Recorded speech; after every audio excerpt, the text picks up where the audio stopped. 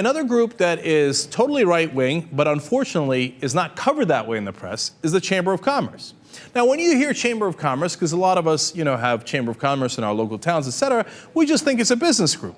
You don't necessarily think that it's partisan.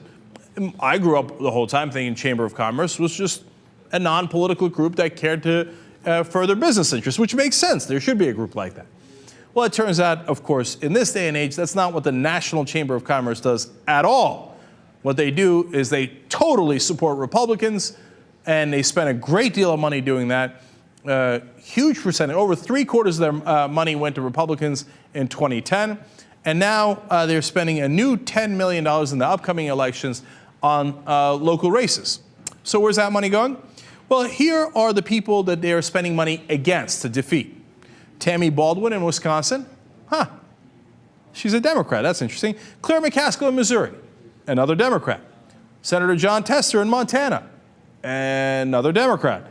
Former Governor Tim Kaine running for Senate in Virginia. Well, you look at that, another Democrat. All the Democrats get Chamber of Commerce money spent against them. By the way, $10 million in Senate races is no laughing matter. That's a lot of money coming down the pike here. And the other, by the way, is these are some of the most conservative Democrats there are. So it's not like you can make the excuse of, well, these were really far out liberal Democrats who were voting against business interests. Are you kidding me? Claire McCaskill, Jon Tester, Tim Kaine, these guys have helped you out over and over again. But it doesn't matter because the Chamber of Commerce is basically the Republican Chamber of Commerce. Well, but they're running some positive ads too. I'm sure that they're probably evenly split on that. Well, let's take a look at the list of people they are supporting. Dick Lugar in Indiana, Republican. Rick Berg in North Dakota, Republican. Dan Lundgren in California, Republican. Fred Upton in Michigan, Republican. Linda Lingle in Hawaii, a Republican. It's a clean sweep. All Republican-supported ads, all the ads in opposition go to the Democrats.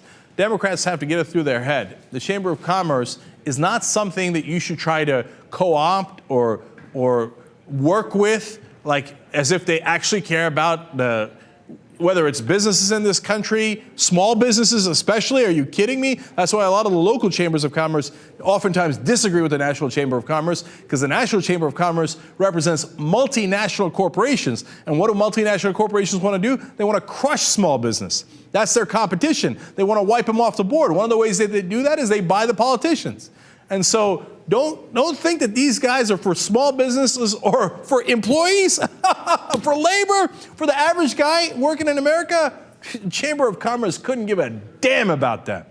No, they're robots for multinational corporations, and they are wholly partisan, totally in favor of Republicans.